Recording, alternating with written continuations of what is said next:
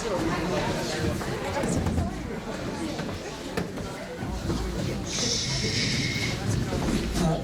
Klaus von Stollerheim. I'm moderator of the forum and I organized it. And let me tell you, organizing something like this is like herding cats, but we managed to get it done. Before we begin, for those who haven't noticed, there's pizza and soda in the back. The pizza is donated by Chris Martin, who runs the filling station. One of the great places to stop, eat, and hang out. And thanks to all of you for being here, especially the candidates. And since the House candidates are competing across the whole state, which by the way is larger than Germany, we appreciate that you came to see the lake tonight. We have a large agenda. There's only 3 positions, but we have 2 times 5 and then 7 candidates, which is why we only cover 3 offices. So we need your questions to be really brief and to the point. So no statements. Anything you say should have a question mark at the end. A couple of other notes: the sewer and fire ballots will go out May 8th, so that's all a little bit more than a week. And April. What am I talking about? April 18. I'm sorry, I screwed this up. Right. The election is May 8, and then the others go out on May 11, and the primaries in June 5th. So today we're going to hear from candidates for the U.S. House, which is here assembled there. For Montana, HD 92, and then the most exciting thing is Cedar Lake Sewer District.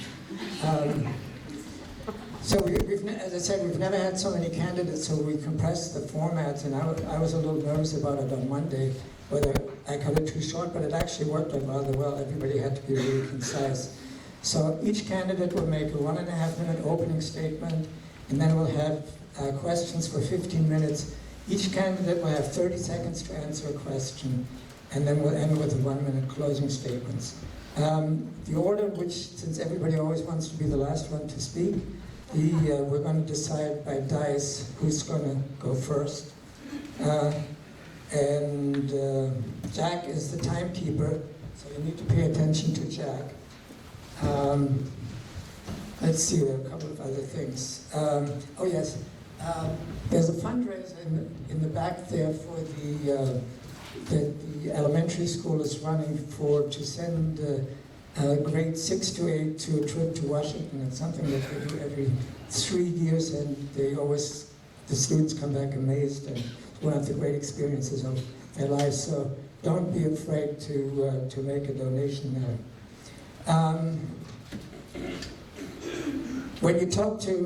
If you want to talk to candidates, please do it in the back of the kitchen, and please keep your voices down to below your normal indoor voice.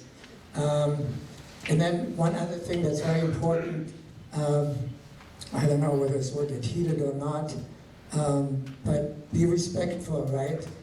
We're here to speak about ourselves as candidates and not to knock anybody else, and we won't tolerate that.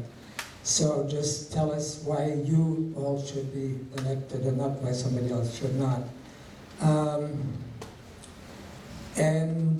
Oh yeah, very important.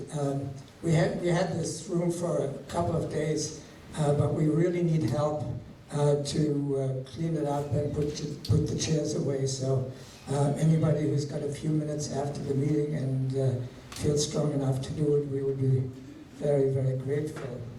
And with that, we're going to roll the dice. Hold on.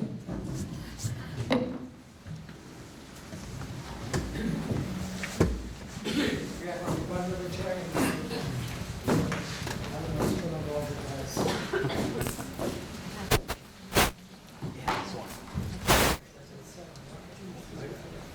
Sheriff Bob, they're gambling. Sorry, man. They're gambling up here.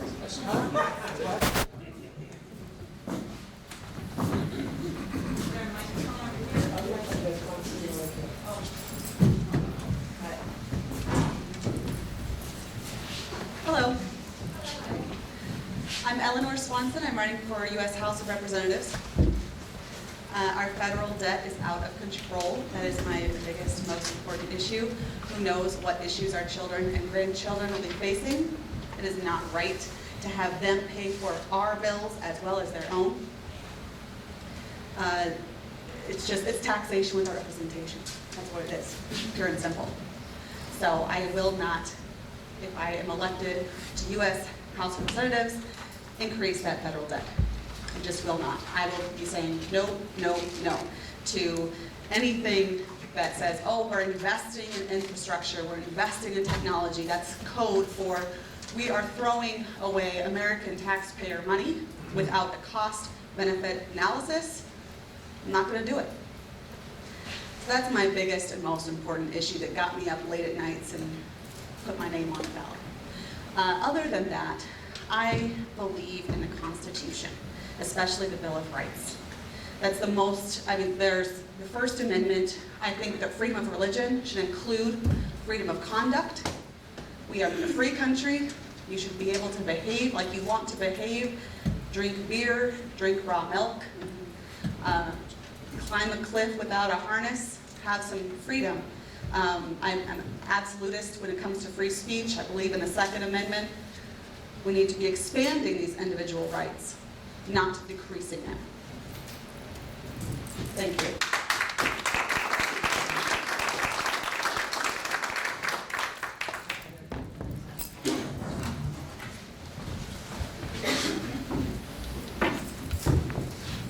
Hi there, I'm John Meyer. These are my nicest Carhartts. I have a court hearing April 23rd in Missoula in the federal courthouse. I'm working to open up over 16,000 acres of federal land to recreation. So if you want to see me wear a suit, April 23rd, Russell Courthouse in Missoula, 10:30 a.m. I'm here, actually, it started with this little guy right here. Can you see this deer? I'll pass him around. This guy used to work for the Forest Service, the Lehigh National Forest. Was based out of Condon for a while. And we'd go and look for special rare plants, threatened plants. If we didn't find them, we'd go and lay out the timber sales, go mark the trees, cruise timber.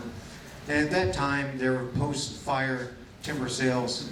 And one of the U.S. senators was fond of saying, we need to salvage log this place. If we don't log it, it's going to go bad. So I'm walking around looking for rare plants, laying out timber sales, and I see this baby little fawn with the spots on him. And I realized this isn't going to go to waste if we don't cut it down. And so that's when I went to law school. And I've been working to protect public land for years, and I'm tired of getting overturned in Congress. So I said, instead of wasting all my time in front of a computer, why don't I just go run for Congress? So here I am.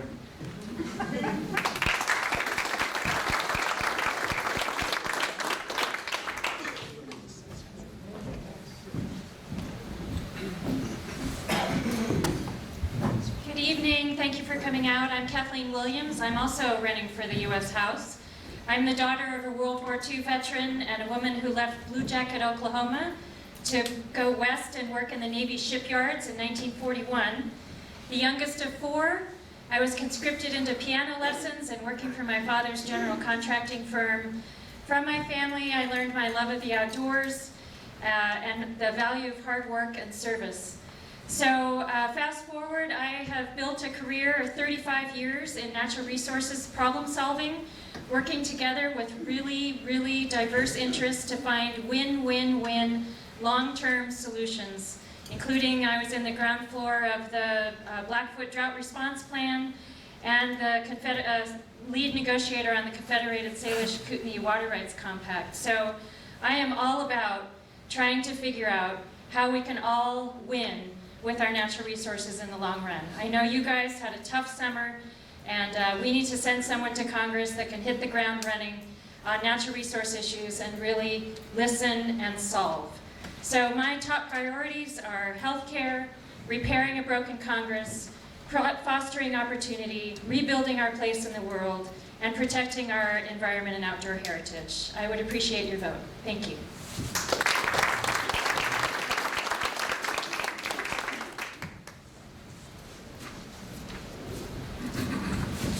My name is Grant Keir. It's great to be in this room with a lot of friendly faces. I live in Missoula, and I am also running for Congress. Look, I don't think we have somebody who represents us right now who understands the struggles of everyday Montanans and who understands our values. And to me, I grew up raised by a single mom. And I remember times as a child when she was crying at the kitchen table, not knowing if she was gonna pay rent and could still buy groceries. I made it in my life because I think the community around me invested in me more than I believed in being invested in. Public education got me to where I am. I made it through life meeting my wife in college. I've been honored to work in conservation in Montana for Five Valleys Land Trust, where I worked with a lot of folks in this room who have helped farm and ranch families expand their businesses, who have helped communities like Seeley Lake invest in public lands that help them expand their rural economies, and helped hunters, fishers, folks who like to get outdoors, get better access to our public lands so that we can do the things we love in Montana. I'm running because I think we need people who understand our everyday struggles, understand what we value here, and are ready to bring people together the way that we really work at our best, which is sitting down together regardless of party, regardless of partisan beliefs, bringing our best ideas to the table to solve really challenging problems. We have huge problems right now in our country, and I think we solve them best when we come together to look at how to do that. So I'm proud to be here with a lot of folks who've done that for their lives, from whom I've learned, and I thank you very much for coming out tonight to hear from us.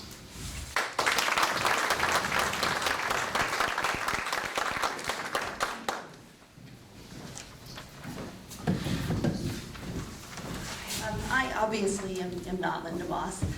She couldn't be here tonight, but I am here in her stead. I know that she would want to thank everybody for being here. This is a beautiful community. Linda is running for Congress after marching in the Women's March a year ago and just being appalled at seeing the way that things are running. She is a woman of honesty, integrity, and hard work, and she understands the values that make Montana what it is. She understands neighboring, which I think that she would have really seen coming up here, which, by the way, is the only day that we have been on the road. We've been all over the state, and it was actually sunny out. So, I got to see, some really beautiful country. Part of that was just coming into, out of view, and this beautiful valley full of ranches. And, it's calving season, there's the spring runoff, and I know that those ranches work together as neighbors when they need to. So, we understand that. Linda understands that. She has been in the Senate. She was elected in 2005, served as the majority whip in 2007. She is a small business owner, and she serves on several nonprofit boards that focus on alleviating poverty. She works in economic development, and she wants to work for you. She is working for you. So I know that she would be very appreciative of your support, and thank you for allowing us to be here.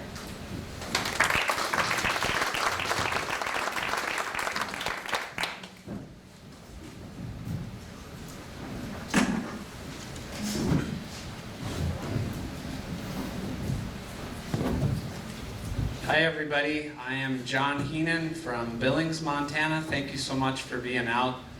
We're kind of like the traveling road show. Sunday night I was in Glendive, Monday night I was in Superior, last night Stevensville, tomorrow night Billings. So thank you. If people came out and listened and paid attention for more than little sound bites, we would have a much stronger government, a much stronger democracy. I'm in Billings. I'm a proud product of the University of Montana. I was an over-the-road truck driver. I drove a school bus for a while. I was a forklift driver.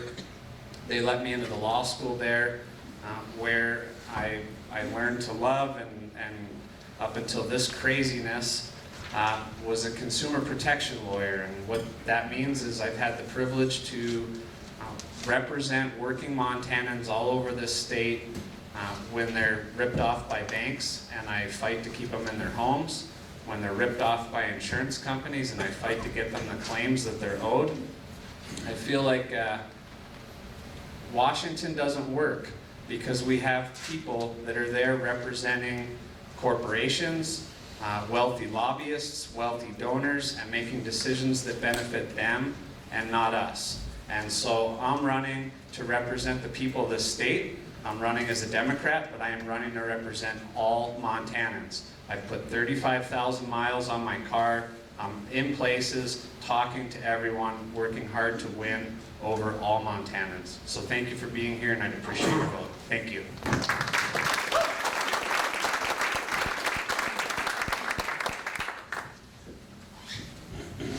Hi everyone, I'm Jared Pettinato, and I'm excited to be here. I always love coming through Cedar Lake. It's just gorgeous every time.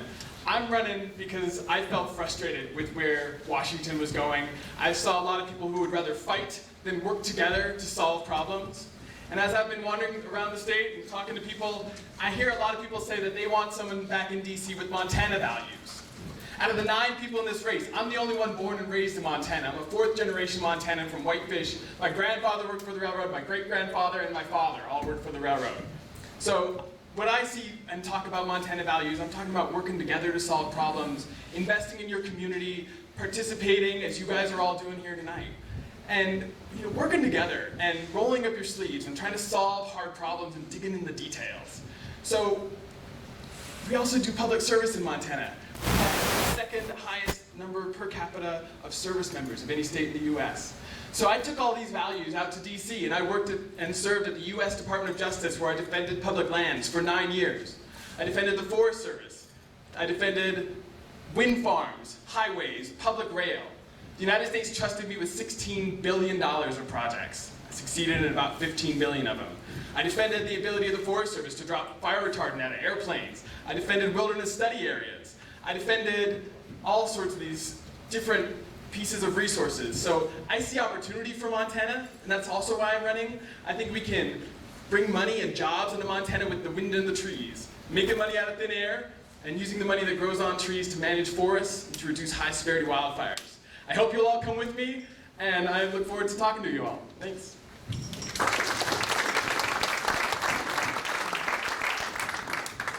Before we start with questions, there's one announcement I should make, or observation, which I regret to have to make.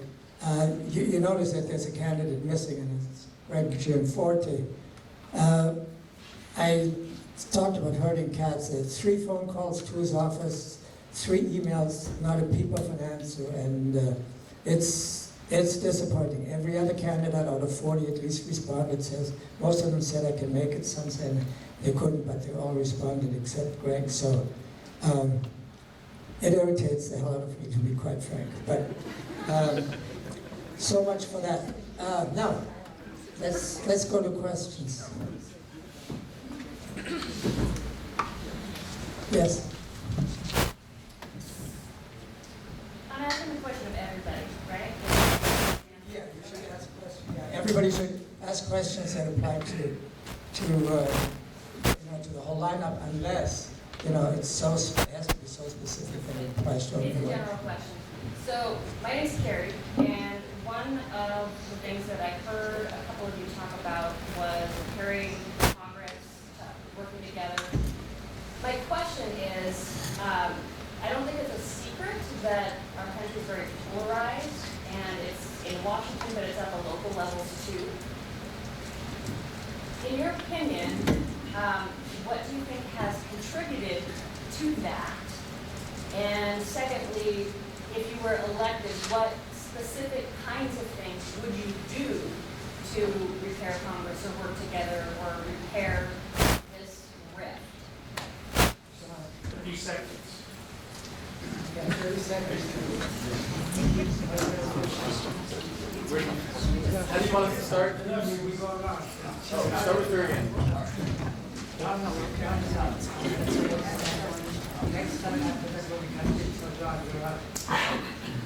You can just start.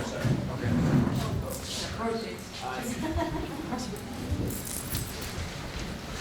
How do we get into this mess? I think so many of our problems in politics stem from fear. I think people are just scared of not winning, not getting their way, fill in the blank, but everyone's so entrenched and so I'm right, you're wrong. And so to the extent that we can all work together, and I know that we can't always sing Kumbaya, and I know that Senator Daines and Gianforte like to say, oh, this disastrous Cottonwood environmental law case, but I'm working with the Forest Service to develop some timber sales right now. So that's one way that I'm showing I'm trying to work across the aisle with folks. I'm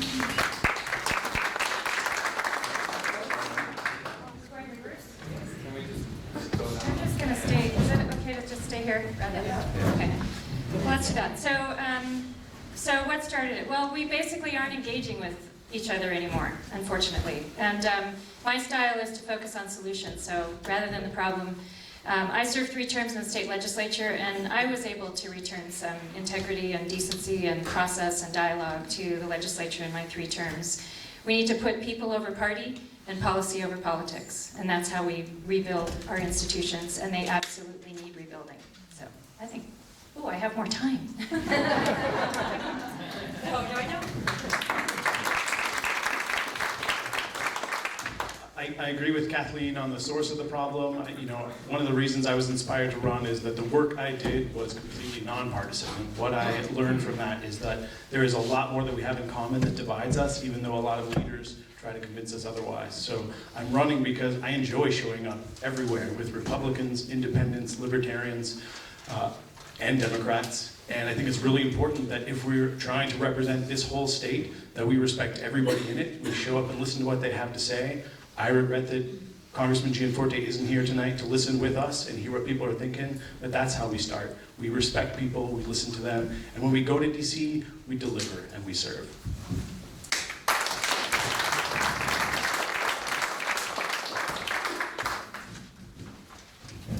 One of the reasons that Linda is running is that she recognized that problem, and so she wanted to get involved and be a solution.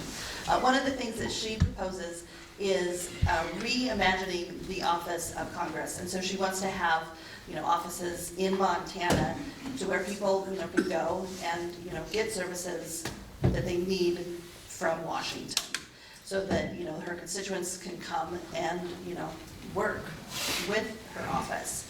So, it's building those connections, it's building those relationships, and working across that divide.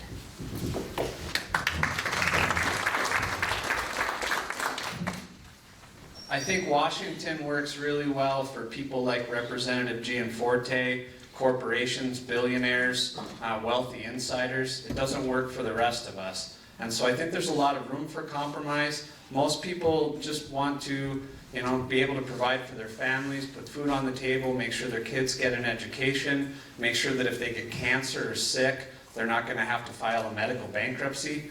What's standing in the way is greed. Greed by insiders that want more and more and are working to dismantle things that we hold dear, like our public lands, our public education, our Social Security, our Medicare, and our broken healthcare system.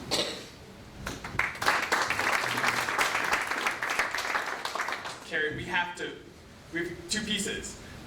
It's a lot easier to throw rocks over the fence than to dig in the details and actually try to solve problems. When I was at the Department of Justice, it takes time to invest and figure out the details of these problems that we have. The representatives we have, they don't have the time to do that because of the other problems. Campaign finance, gerrymandering, voter ID, doing what your donors want instead of doing what your constituents want. We saw the Republicans do that last year. They voted in favor of tax cuts, although their people didn't want it. They voted to repeal parts of Obamacare, although their voters didn't want it, and we need to fix Washington that way.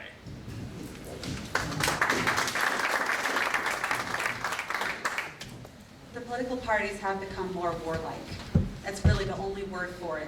There's more violence directed by loners against the other side, and it's a symptom, and I think it's only going to get worse. It's really sad for our country. It's a new phenomenon.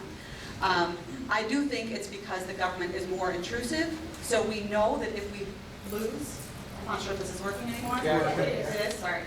We know that if we lose, there really is a fear, and a valid fear, that the other side is going to intrude into our lives in ways that we don't like. There we go. Time's up.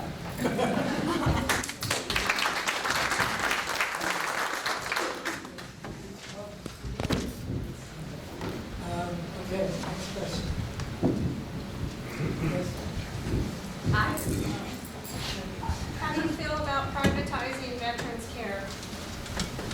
Start with Kathleen.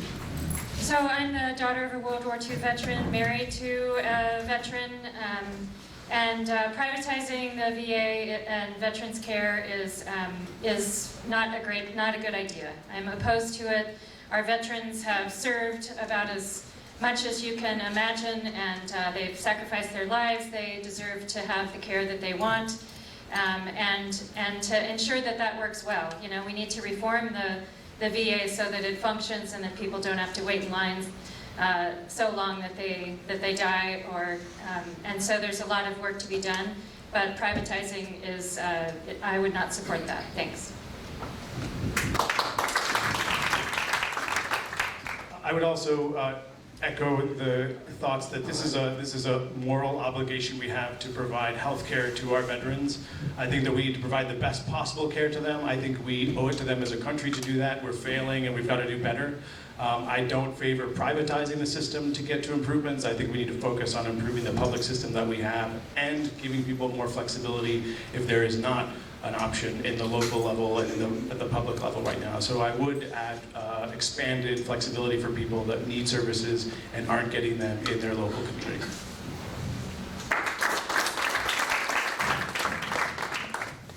Again, for Linda, this would be an unequivocal no. Although, you know, we understand that veterans need the best care possible. You know, they've served their country, they've served it well. They need care, they need it where they live. They need more health services, but privatization is not the answer.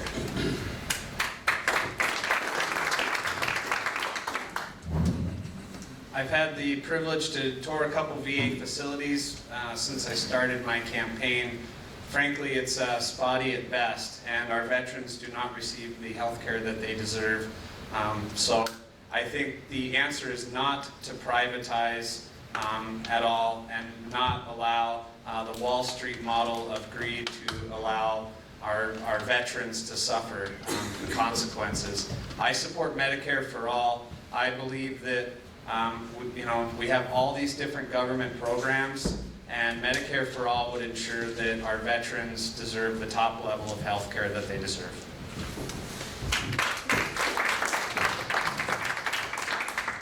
The VA's got problems. Wait times are too long, quality of care is not high enough, and we have to go too far to get it. That doesn't mean we need to throw it out. Those are the two options. You throw it out or you fix it. I'm all about solving problems and trying to dig into the details and make it work. And we need to invest in our vets because they invested in us, and we owe them everything. We owe them our freedom. We need to make sure that they get the care that they need. And I haven't met one vet who's wanted us to privatize the VA. So until they want it, we're going to keep it. I have met veterans that want to privatize the VA, for the record. Veterans do deserve better than the VA. They're not getting good care. They're not getting choices. When we enable them to have the care that they want on the private market, like everyone else does, like VA employees do, that's how to fix this problem.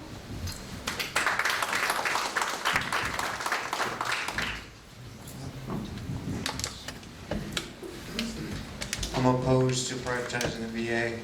I just watched that movie, Thank You for Your Service. Has anyone seen that? If you get a chance to watch that movie, it's a tough one. I don't know the best way to provide adequate funding and reform the VA. I'd love to hear your ideas.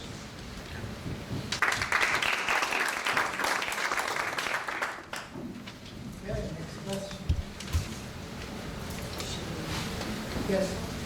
Yeah, what are your thoughts on term limits for Congress and the Senate? Did everybody hear the question? No, I didn't. What are your thoughts on term limits? Hopefully this doesn't come out of my time. What are your thoughts on term limits for Congress and the Senate? I talked about, I come from a Republican family. My brother actually said, I'll support you running for this office, but only if you promise term limits. Look, I think term limits have been a disaster for this state. because what it does is it lets lobbyists take over our government. I think that we've got to find a compromise that I don't think that we should have career politicians. To me, running for this office, I think I've never done anything well until I've done it for a decade, and I really understand it, but I've never been able to not get what I needed done in a decade either, and I can't imagine running longer than that. I think we have a real problem when people spend their whole lives and careers in politics. But right now, I don't see a good solution that comes with term limits that doesn't turn this whole thing over to the dark money that is already corrupting our government.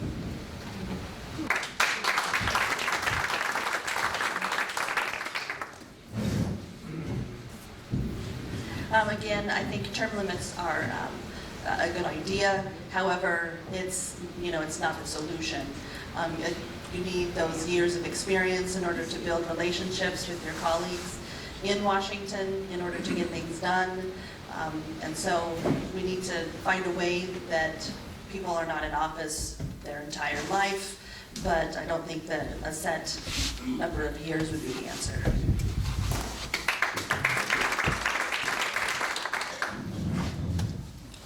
The Founding Fathers, at least I'll speak to the House of Representatives, is supposed to be the people's house. It's supposed to be our friends, our neighbors, regular people stepping up and serving akin to jury duty. It was never intended by our Founding Fathers to have these people that are there forever. The longer you're there, the less you have, less connections you have, and especially this is a 2-year seat. So you're like immediately running. So I do support term limits for the House of Representatives. I think a lot of what's wrong with the House right now is people are there, they get in and they're there forever. So I support term limits. I trust in our Founding Fathers. They included term limits. The term is 2 years, and then you get to stay or you get to go, and it's up to you all, it's up to the voters on whether we get to stay. And I've seen people get entrenched, and I think it's the money that does it. And I think we need to figure out another way to make sure that we can translate and make sure that our representatives are representing us and not representing the money. And without that, I don't think we need extra term limits, because you guys can always throw us out of office.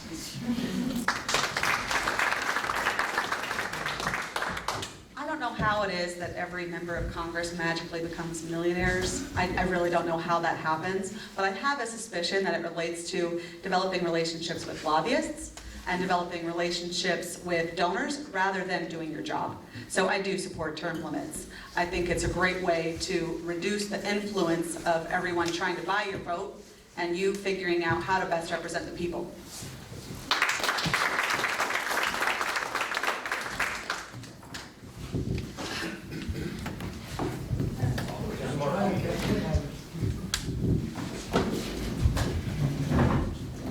I'm in favor of term limits.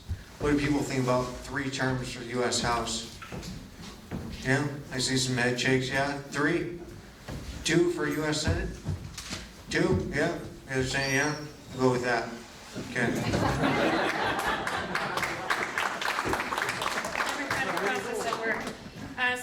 My first job in Montana 24 years ago was working as nonpartisan legislative staff. That was before term limits, and I saw a legislature that functioned, that worked, that had statesmen, that they could roll up their sleeves and they could get problems solved for Montana. They could disagree on the House floor and then they could go out for beers. I think term limits destroyed that. And that was one reason that I ran for the legislature, is trying to bring some of that process and integrity and statesmanship back that I had seen back in the 90s.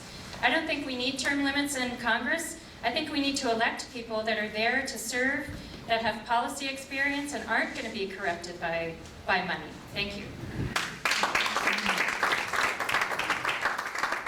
Okay, I think we have time for 2 more questions, because then we have to move on. So 2 more.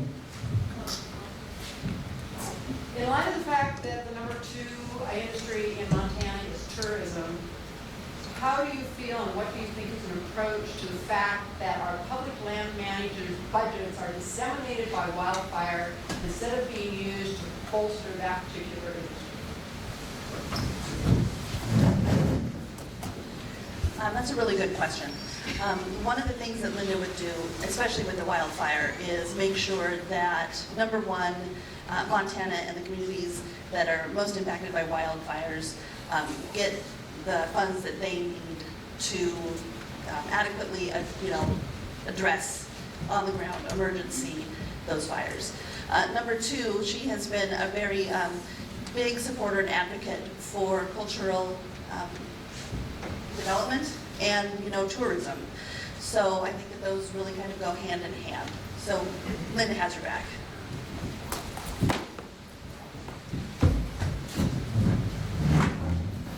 Our public lands are our treasure here in Montana, and they need to be respected and balanced, and that means,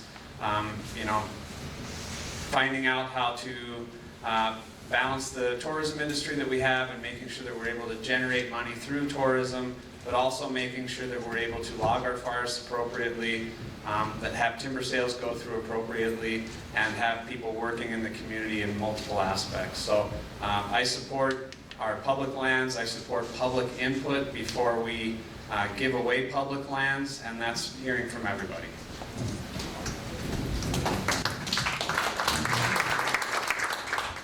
You all suffered this last summer.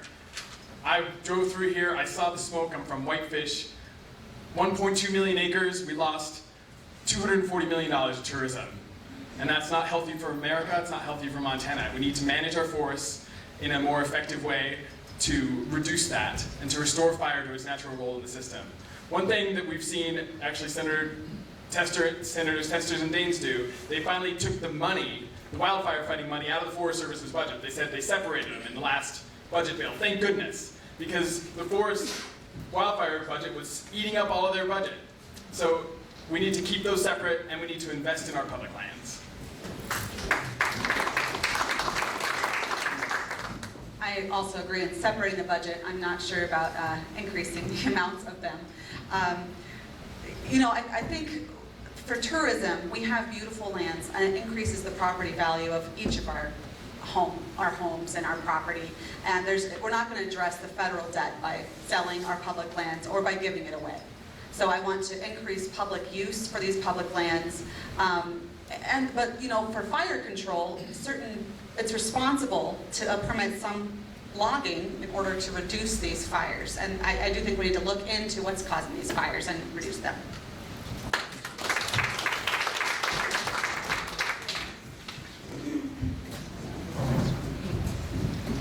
Jared was spot on that the Forest Service budget is now coming, it's separate from, the firefighting budget is now separate from the regular Forest Service budget.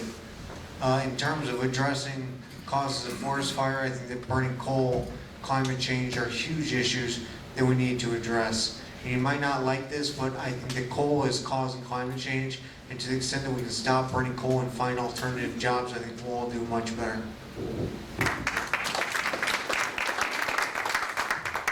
question was about tourism, right? Okay, so I've got a career, again, in natural resources and outdoor recreation, so I really look forward to working on how we can mobilize those resources in Montana to help, especially help our rural communities.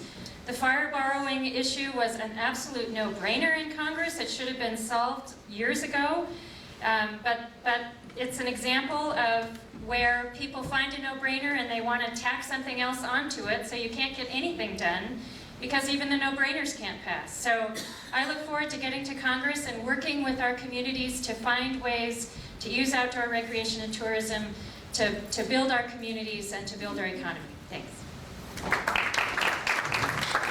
Yeah, so I would say, obviously, the fact that the omnibus was passed and separated those funds is great. Disappointing that Congressman Gianforte didn't support it. I would also add 4 words: Land and Water Conservation Fund. That is something that is rarely invested in fully by Congress. It doesn't cost taxpayers anything. It comes out of royalties from offshore drilling, and it is absolutely critical for investing in our public lands, and we must support it, and we must call on Congress and the administration to fully support it. Woo!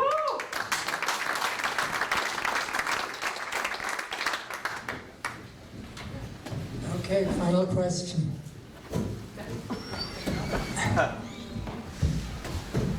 Hey, how do you feel about making healthcare more affordable and available for all citizens, rather than it being limited to those who can afford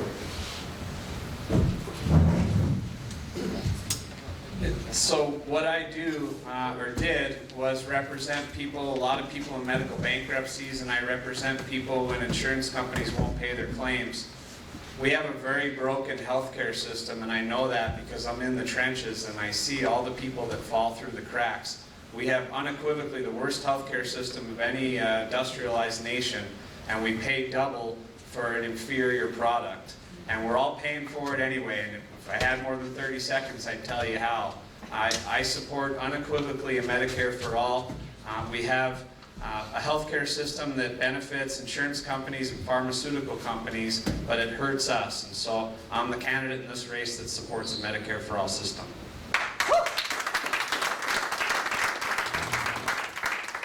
This is America, and we deserve affordable health care, however we can get there. I want to focus on problems we can get done in the short term. I have two. I worked for Brian Schweitzer in 2000 when we took the buses up to Canada for cheaper prescription drugs, and we never solved that. So I think we need to price drugs at the cheapest price of any developed nation. That way we don't have to import them, but we get the benefits of the market. I also want to pay people to get on the exchanges, just a couple $100, just to get them involved, to get them to do the paperwork, just like the bank will give you $50 to sign up. And that will encourage more people in the system and reduce healthcare costs and premiums for all of us.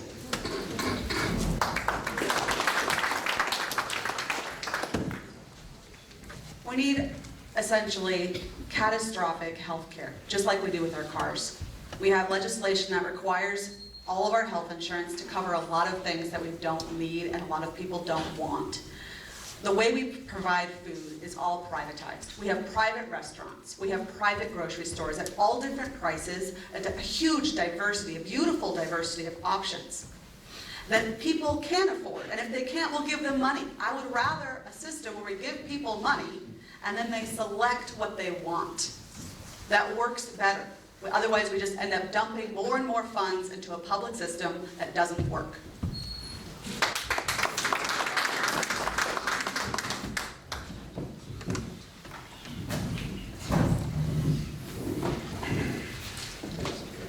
The folks I've talked to in rural Montana are not excited about the idea of one governmental system, Medicare for all. I like the idea of markets. Everyone I talk to in rural Montana likes the idea of market. You get to pick what you want, you're going to pay for what you pick. And so to the extent that we can make a market viable, I think we'll do well. And I think the way to do that is to make them all nonprofit. Because right now, there's healthcare companies in the US that are for-profit. They have a perverse incentive to deny you health care, not pay your claim, because then they give their stockholders more money. And that's crazy. So that to the extent that we can make it all nonprofit, we'll do much better. Okay, 30 seconds on our big plans here. First of all, we do have nonprofit providers, and they're struggling as well. Our plan is to, it's multifold. So we need to stabilize the individual market. We need to make the payments that Congress was committed to make under the ACA to lower the costs on the individual market. We need to allow Medicare to bargain for drug prices like the VA and Medicaid can. We need to ensure that rural health center funds and CHIP are funded in the long run rather than political footballs. And we need to allow people 55 and older to buy into Medicare to create a groundswell of demand for a better public option, and they will, and everyone will demand to improve our system, and we'll figure it out, and it'll be much better outcomes and cost-wise. And we've got a white paper on the web. Sorry, I can't explain further. I'm going to cheat here and just say that Kathleen and I have very similar positions on healthcare, and I will point you to a resource, the Center for American Progress. There's something called Medicare Extra. To me, that is the best plan I have seen that balances the benefits of a public-private partnership that we have in this country on healthcare.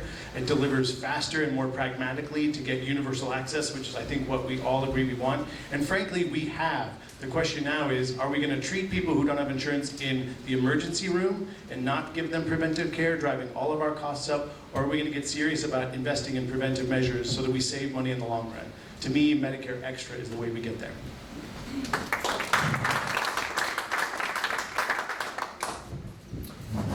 Obviously, healthcare is a huge issue in America. Just to add on to what they've said, we also need to look at improving our native healthcare as well. And so that is a focus of Linda's too. So thank you.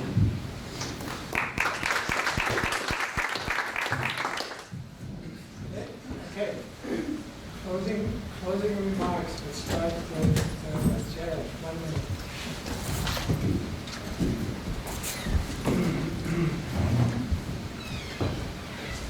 When we were talking about term limits and we were talking about kicking people out, I think we all up here see one person that we need to kick out, who's not advancing our Montana values and isn't helping us move Montana forward and move America forward.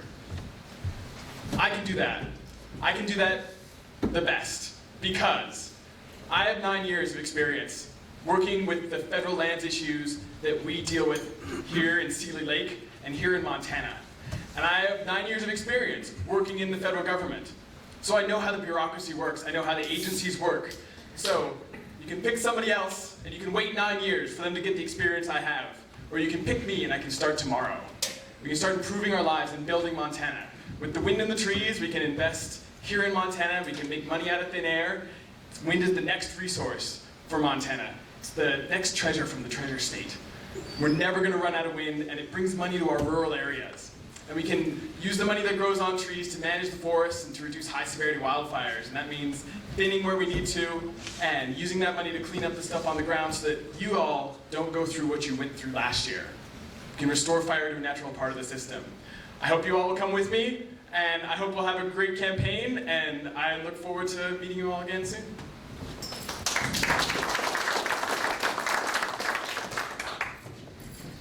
One commonality with Medicare, the VA, these are unfunded. They're bleeding money.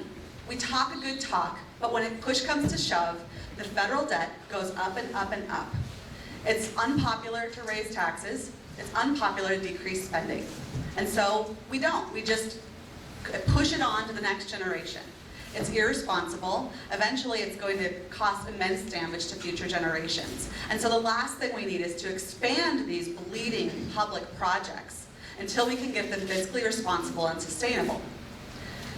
So what I would like to do, my remaining 30 seconds, sorry, I can't stop looking at that sign. I just would implore you to really look into how to decrease poverty statistically.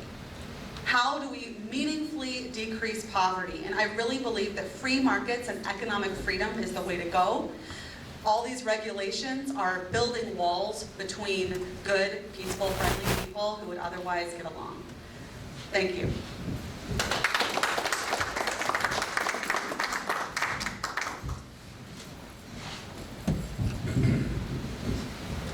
I'm the first person in my family to graduate from a four-year college. I used to work for the Flathead National Forest, but now I'm a public lands attorney.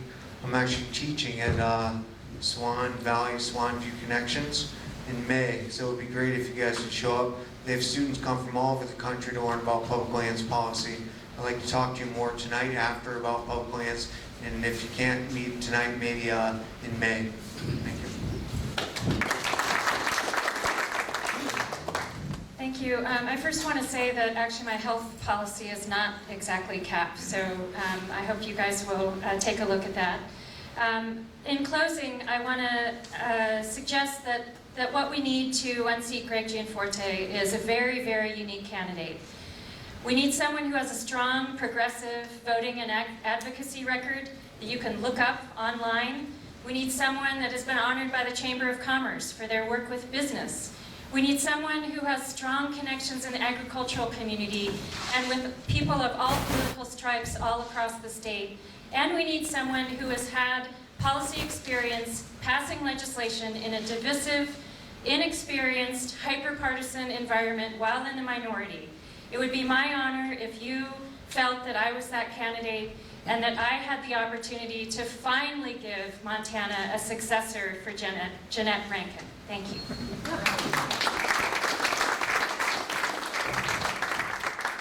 My name is Grant Keir, and I want your vote.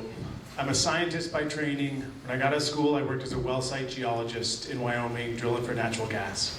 worked as an engineering geophysicist assessing roads, bridges, and tunnels across Europe and North America, watching our country fall behind the rest of the world because we weren't investing. And right now, I think that we need people who are willing to listen to evidence and facts and not partisan rhetoric to solve problems. I urge you to talk to folks in the room who know me, the Juanita Viros and the Jack Ridges of the world who have worked with me. I will show up in every community in Montana. I will respect the people who are there with me. I will listen to the problems that they have, and I will work tirelessly to find a way to solve them, no matter what party they're from or what they think they need to get done in Congress. So I want your vote so that I can do that for you. I've dedicated to my life to service. I love this state, I love this country, and I want to serve you. Thank you.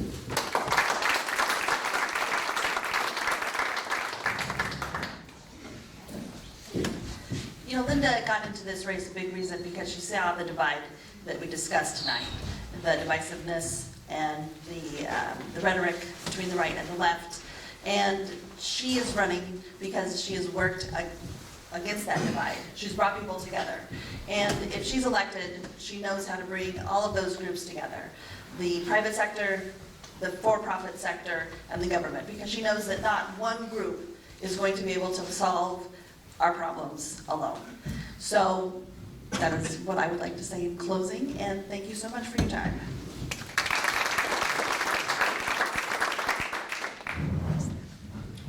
My name is John Heenan. I need your vote. I'm running to represent all Montanans, even here in the Democratic primary. I'm running to represent all Montanans. And what's highlighted again tonight, we have a representative that doesn't care about showing up. He doesn't care about the people of the state. And I don't care what your political ideology is, we only get one representative in this state. It should be someone that at least is willing to show up and listen to us. You can't be an advocate until you first listen. And what I'm seeing is things that I hold dear are under attack. Things like our public education that didn't used to be a partisan issue. Republicans and Democrats could all agree that we need to educate our children, that that's the future, that's the American dream. The fact that a living wage and making sure that people that are willing to work hard can get ahead, that shouldn't be a partisan issue. That used to be part of the American dream. And making sure, respectfully to my friend, when you get cancer, and you need chemotherapy and radiation and surgery, it's not like going to the supermarket. And so we shouldn't be crushing our seniors, frankly anybody that has the misfortune to get sick, with our broken healthcare system. Washington's broken. I want to represent people and fix it. Thank you.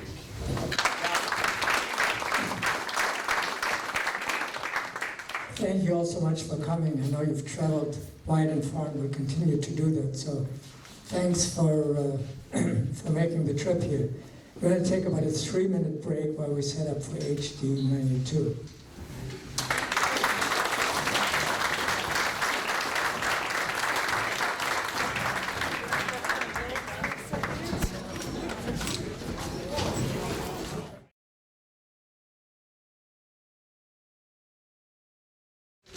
Okay. We're now about to hear about House District 92. I've never seen so many candidates from both parties vying for this office. So we're going to start out with rolling the dice.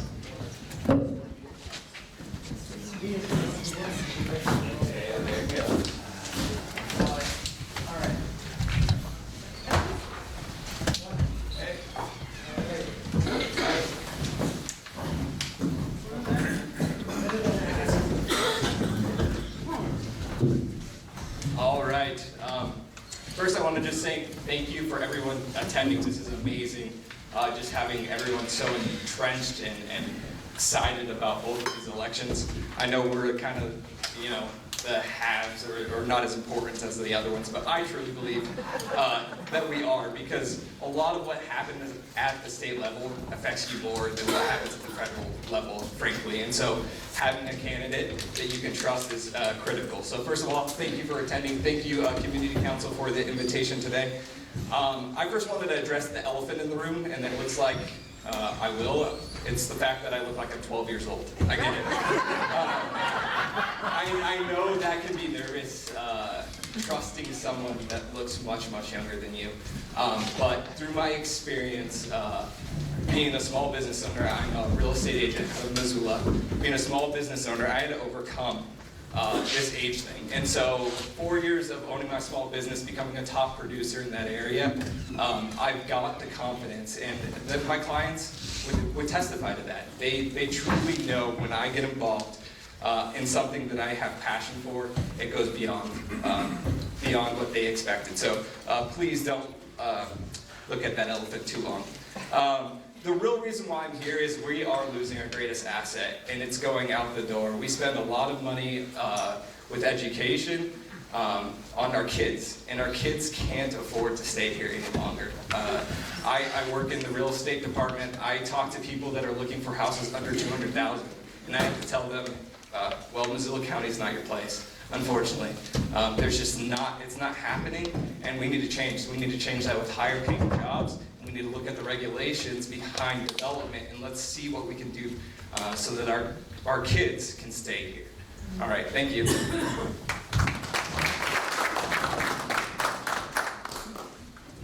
Hi, I'm Lee Bridges. I'm running as a Democrat in House District 92. Building bridges to common ground means listening. Listening to those uncomfortable conversations that make some of us uneasy, I get that. It's also listening to that common thread that we can use to create our conversations. To me, building bridges is sharing our ideas, it's sharing our alternatives and our insights with each other. That's how you build bridges to partnerships and diversity with all parties included. Our Democratic Party right now is the minority. I'm used to being in the minority. My dad was an officer in the Air Force for 23 years, so I lived all over the world, and I was the minority in a lot of those places that I lived. I've worked as a woodworker, a sheet metal worker, a welder, a machinist, and a mechanic all my life. A lot of times I was the only woman in that shop. That being said, in order to hold your own in a minority, you've got to know how to handle adaptability in any given situation. You've got to adapt.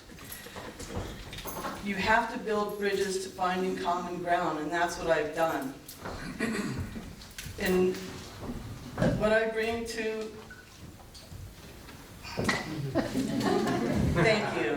I'm Lee Bridges, building bridges to common ground. Let's do it.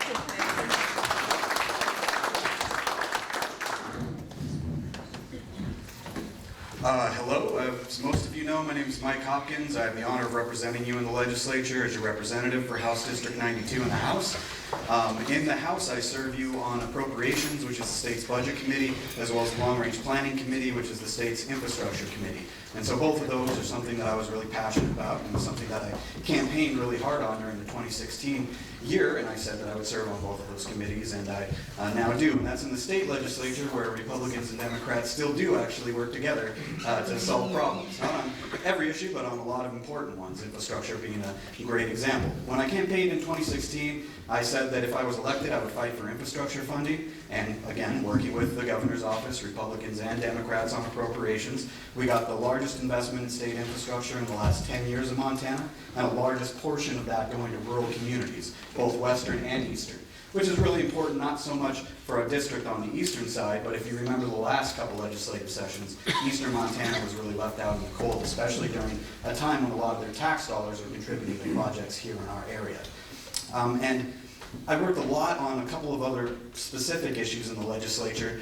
Specifically, veterans health care was something that was really important to me. We have a lot of veterans here in the district, and so I'll just steal the rest of my time and go over the rest later by saying that it's not about privatizing the VA, it's about improving the VA, it's about supporting veterans' choice, and then it's about supporting community paramedicine for veterans in the state of Montana as a bridge between the two.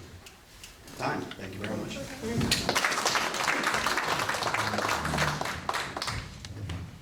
Hi everybody, I am Dwayne Cecil Slavo. I go by Cecil. I'm running for House District 92. Just to give you a brief background on myself, I grew up as an Amish kid. And in that community, I was only allowed to attend school until 8th grade. My parents had the foresight to send me to public school, which has made me a strong supporter of our public school systems. And I left home at 18, and long story short, I ended up out here working for the Ridge Ranch. I worked for them in the backcountry in the Bob Marshall Wilderness for quite a few years, and I still do it in the summertime. And that being said, I'm a strong supporter of public lands. I have seen public lands touch people here in many respects to where, for example, I've seen veterans who are on medication and they've trying to heal, and the backcountry does wonderful things for a lot of people. And then the other part is I left, went to the University of Montana here, and I came back to the community, and I've been teaching middle school here in the community now for 7 years. And with that, I feel like I've been fortunate in the fact that I've been able to come back to a community I love and I care for. And with that being said, that's something that I support in trying to have responsible economic growth, supporting public lands, and strengthening education. So those are key points, and I'd appreciate your vote. Thank you.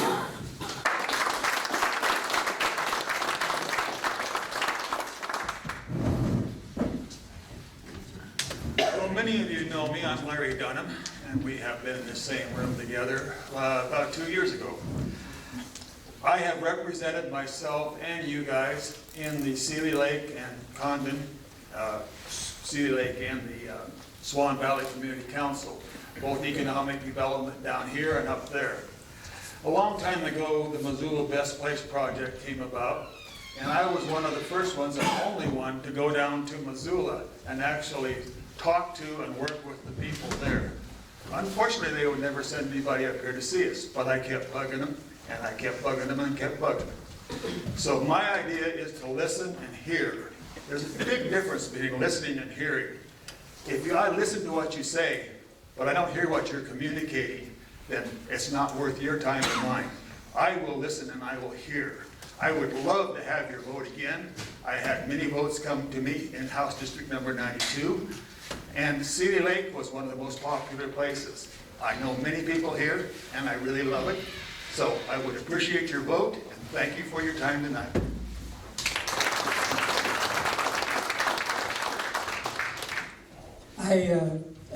Before I ask my questions, I want to make sure that you all realize these things are color-coded, right? So you can tell who's the Democrat and the Republican, just in case somebody too hard hadn't occurred. My question is, my question is, what are your views on expanding or at least maintaining Medicaid that protects, what, 90,000 Montanans at this point? Thank you for that question.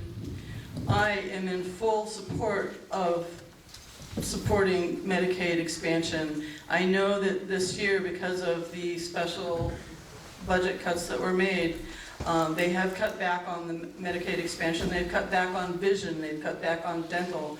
Those are really important programs. And I think it's closer to 100,000 people in the state of Montana. That's well worth taking care of us with. I am fully in support of Medicaid expansion. Thank you.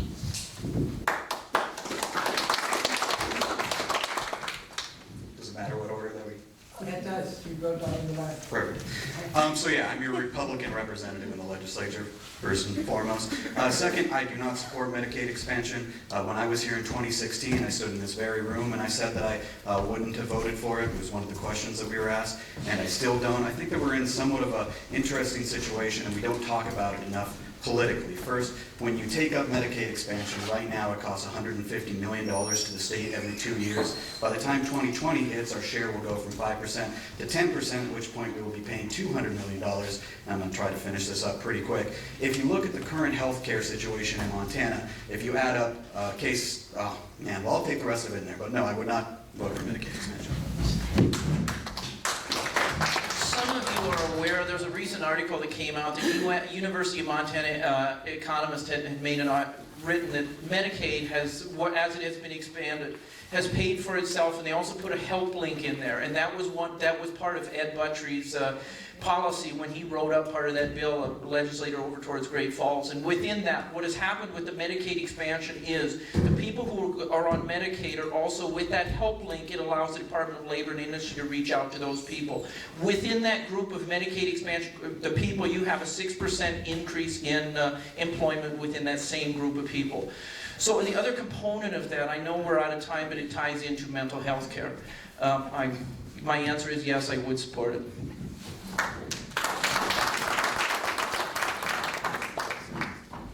I would not support it, only because we have to look at our pocketbook. If we have enough money to expand it and look forward to the future and say we're going to be able to afford, as Mr. Hopkins has just pointed out, we have to know where that money's going to come from. And the money where it's going to come from is from the federal government. The state is not going to be able to get that money with our current sources of income. And if we do not expand our sources of income, which is basically our mineral, etc., areas, including coal, I would say I would not really vote for it unless there was a way to pay for it.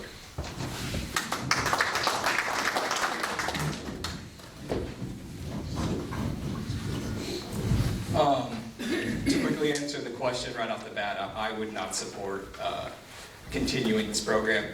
As it's been previously noted, by 2020, the program is not going to be funded as much by the federal government, and with that comes more money out of your pocket. We saw last session where the budget was not a very easy topic, to say the least, and we saw a decrease in services with an increase, not an increase of taxes, or in some areas we did actually see increases in taxes. So at this, a simple answer, no, I would not support it.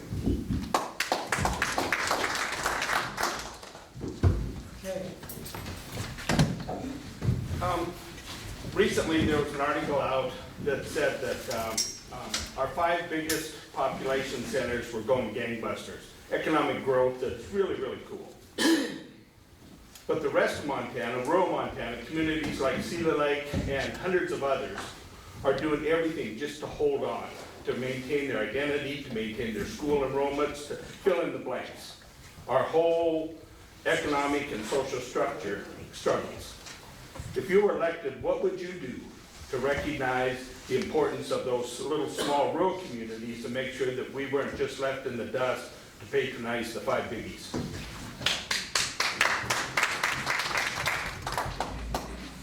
So there's a couple of things there. I think first and foremost, one of the reasons why there's such a movement from rural communities into urban centers is because of jobs, right? Kids go there because they think they're going to have the best chance to be able to afford to live in the state of Montana. And a big part of that is because a lot of the industries that rural communities depend on and survive on are getting kicked in the shins in a number of different ways. One, just economically, but two, I think by a number of different, especially environmental groups in the state of Montana. The second thing that I would say is that infrastructure is important. If people are going to choose to stay in a rural area instead of an urban area, they have to be able to have the infrastructure to live a similar type of lifestyle. Thank you for that question. It's near and dear to my heart. And like I said earlier, responsible economic growth. How are we going to do that? We need to ensure that we retain the vitality of these small rural communities. And in that manner, the last year in the Rice Ridge Fire, we saw a lot of community businesses here take a hit. And the resiliency has been astounding to see, but what we need to do and what I would support is incentivizing growth within these small businesses. Small businesses make up 92. That is House District 92. And so what we can do to provide incentives to allow the small businesses to thrive and create an environment for them to be as successful as they can be, and especially after what we'd seen last summer at the Rice Ridge Fire. You saw, I'm out of time, but you look at the governor's help there with that loan program.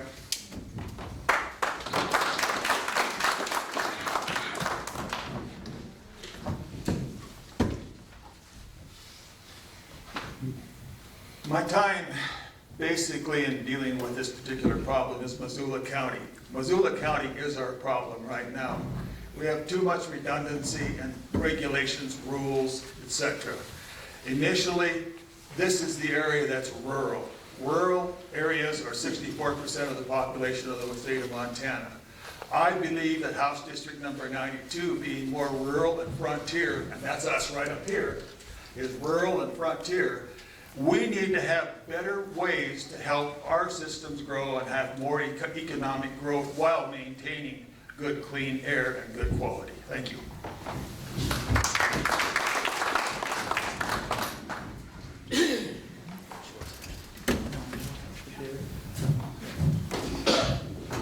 Thanks for the question. To answer it quickly, my wife and I are actually doing just this.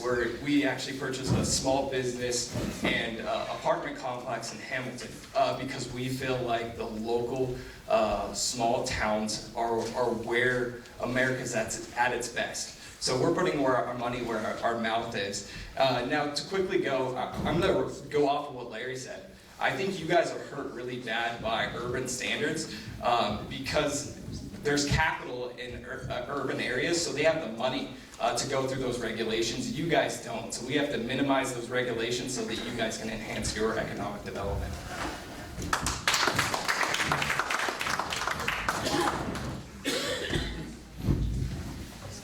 I think urban development starts with our youth in education.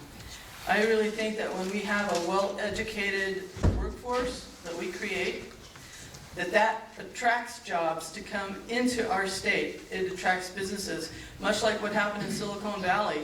Back when California had free university tuition, you had such a great workforce that's where the Silicon Valley developed, was because that's where the businesses went to. If we can draw businesses like that to our state, and that brings in revenue and brings in jobs.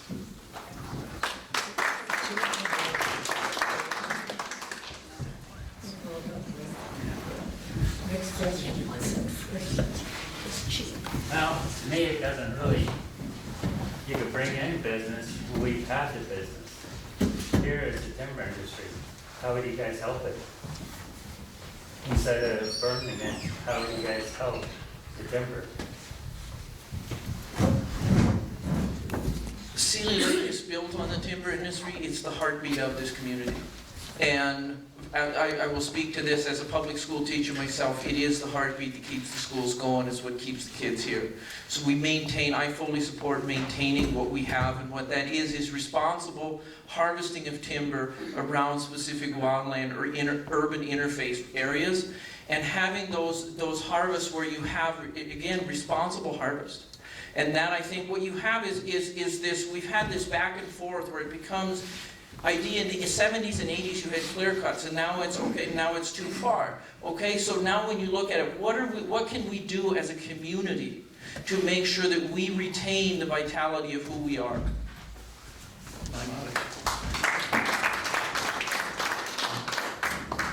My friend Cecil has very good ideas.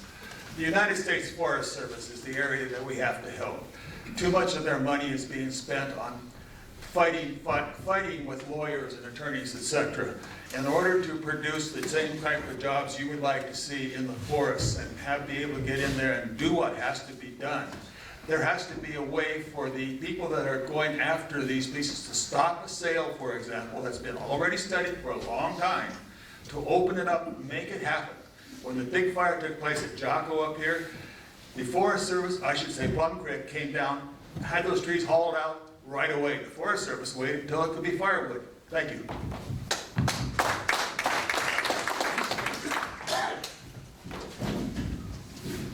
Thanks again for the question. It's a great question. I would agree with Cecil, and one fact, this is the heartbeat of your community. I went down to Swan Valley's community council meeting, and the Forest Service was responding to letters from out east in Chicago and stuff like that, and that just doesn't make sense to me. I think we need to correct this federally, but we also need to do what we can with state lands to get the timber industry back and going again.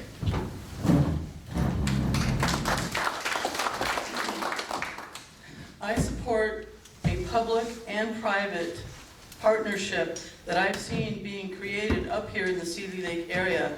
I've spoken to Gordy Sanders at Pyramid Lumber, and I think that's one of the prized economic industries in this town. I think they are working very well in cooperation with removing appropriate logging bids that they do, they don't own any of the land here, so they go out on the bids. I think that they work very well with trying to rebuild our healthy forests, because that's going to draw the tourist industry in as well.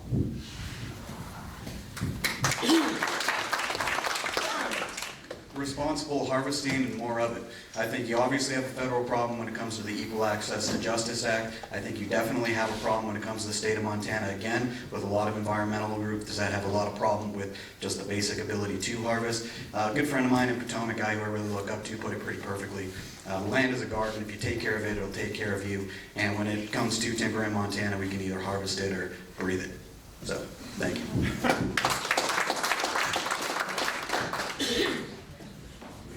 Next question. Okay, well, let's see, we'll have time for 2 more questions. Unless there aren't any. A lot of the work I've been doing recently suggests that the legislature isn't vetting some of the pieces that it's putting forth and passing. As a result, problems get passed down and down and down in terms of interpretation of how to apply it to the county and even to the more local level.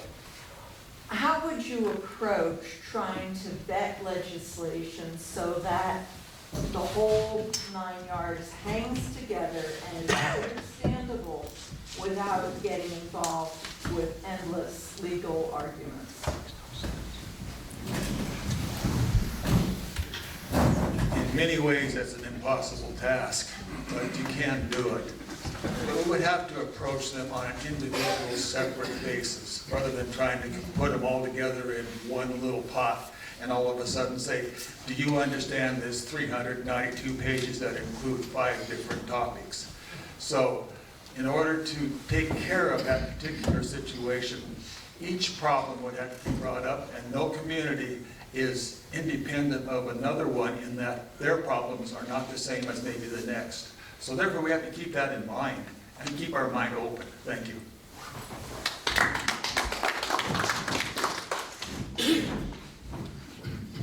Thank you again for the question. I see the problem that you're addressing, and I served as a realtor. I went over to Helena multiple times, fighting for land use issues, and I think what we need, the previous folks mentioned term limits and how they were against term limits because the expertise wasn't there in Helena.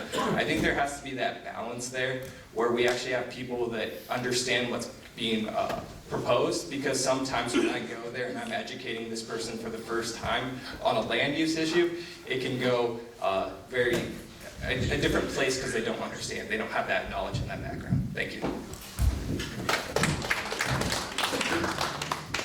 Beth, would you repeat your question, please? Sorry. Okay. I've observed recently that at least different segments, numerous possibly, of legislation get passed and conflict with other pieces of legislation, or even conflict internally within a particular section. And I'm wondering how legislators can be more effective in terms of vetting their legislation so that it hangs together and makes sense to the citizens. So writing it more in layman's terms, or not writing things that conflict with what's in another section of the law there. Okay. That's complicated.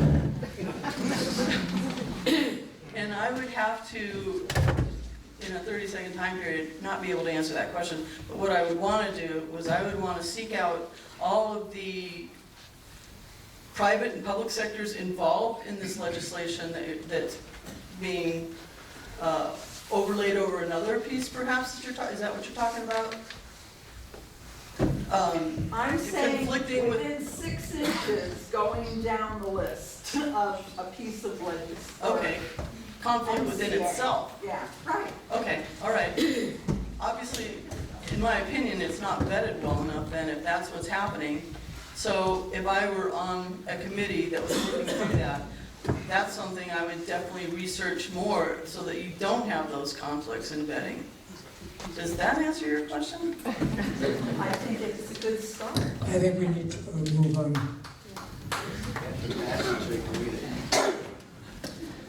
I read every word of every piece of legislation, oftentimes multiple times, because the difference between a shall and a may is basically everything when it comes to legislation. I think it's on the candidate themselves to prepare themselves for the legislature when they're running so that they can know and understand the differences between them. And we have a very big department called the Legislative Fiscal and Legislative Services Division that you're more than willing or more than capable to go down and meet with every single day. They legally review everything, they run you through everything, and they can help prepare you a lot. It's the difference between legislators wanting to take advantage of that and do a good job, and legislators who are there to wear a suit and a badge and be called, representative, senator, what have you.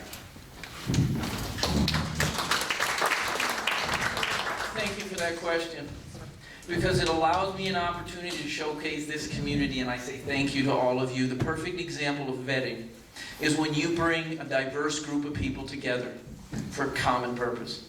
And the best example that I have seen in this community is the Blackfoot Clearwater Stewardship Act.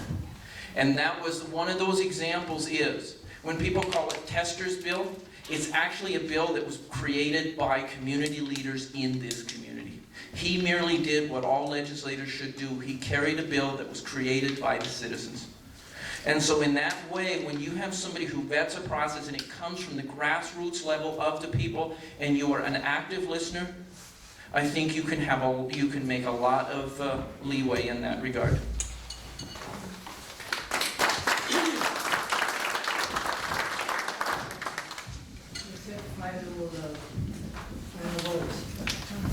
Awesome. I just again want to thank everyone for attending this. I think it's critically important that you get to hear us out. The one topic that I want to talk about is electing a representative that's going to represent all people, not just people that happen to vote for him. I think it's critical. I door knocked all day today listening to the constituents on the ground, and there's a lot of diverse issues happening in Sealy, and what I want to promise to you is that your voice will always be heard. And so if I haven't already knocked on your door, I will be, and my phone number on the back is to my cell phone. Feel free to call me whenever, for whatever. I will be there, and I plan on representing you. The last little piece is what really spoke to me was talking about working together. As leadership role in Missoula Organization of Realtors, I have a diverse group of people there. I have competitors working against each other, and so it creates a different environment when trying to pass common legislation for homeowners. And I'm able to do that because I listen and then I react. So I look forward to listening to you. Thanks.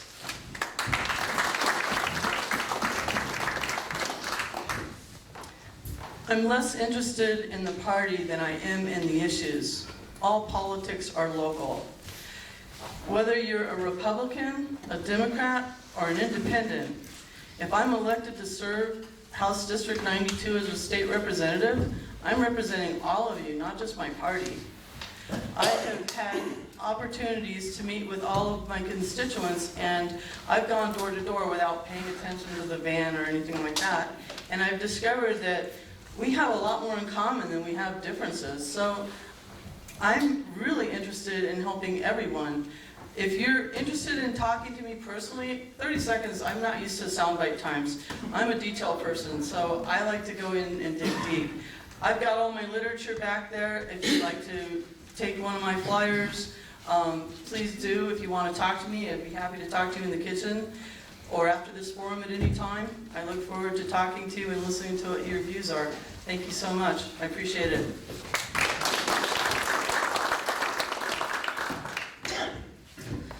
When I ran in 2016, I said that I would work with anybody on a good issue, to pass a good issue, simply because it was a good issue, and that I would work with anybody to defeat a bad issue, simply because it was a bad issue. When I say something on the campaign trail, I mean it. That's what I've done in Helena. I think the leadership of both parties knows that I'm more than willing to work together to find solutions to things. I think I have a record of that. now, and I'm campaigning on that record because I believe that it reflects the politics of this district, both Republican and Democrat, although we might not agree on everything. I think it's important to have somebody in the next legislative session that has a solid handle on what they're doing. It's going to be really hard, whether it's Medicaid, whether it's the budget, whether it's health care, education, infrastructure. It's going to be tough, and I think that during the last legislative session, I proved that I'm willing to work with anybody to get good things done for the people of this district and the people of Montana. I've been honored to have your support in the past, and I'm asking for your vote in the June 5th primary. Thank you very much for your time. And I'm sure that we'll all stick around to answer any extra questions that people might have after our next section. Thank you. Again, thank you for the opportunity, and going back to the platform, it's strengthening education, maintaining public lands, and responsible economic growth. Those are the key points. And tonight, in just listening here, it is very important that we look beyond party lines. And we look as a community, we look at House District 92, and we are able to work on the 80% that we all agree on, and that is the key. And one of the things I've always said, when I look at, I have to tell, I'm a bit of a storyteller, so I'll take my last bit of time here. When I was, Helen Rich was a very large mentor of mine. And towards the later years of her life, I asked her, I said, Helen, you've helped me so much in life. What can I do to repay you? And she said it best, and I'll never forget it. She told me, don't you ever look back and repay me for anything. She said, what you need to do is pay it forward. So that's why I'm in the House District 92 race, and I'd appreciate your vote. Thank you for your time.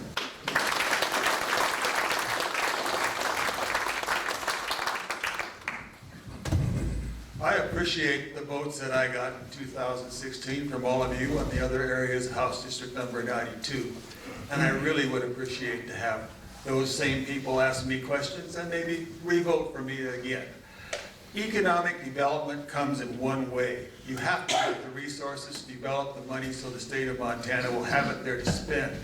Number two is how you're going to spend it. I believe it's primary to work with the way we can increase the monies coming into the state here with us without raising taxes. And if it was raising taxes, I want a sunset clause of those things so they will die without us not having a chance to vote for it again.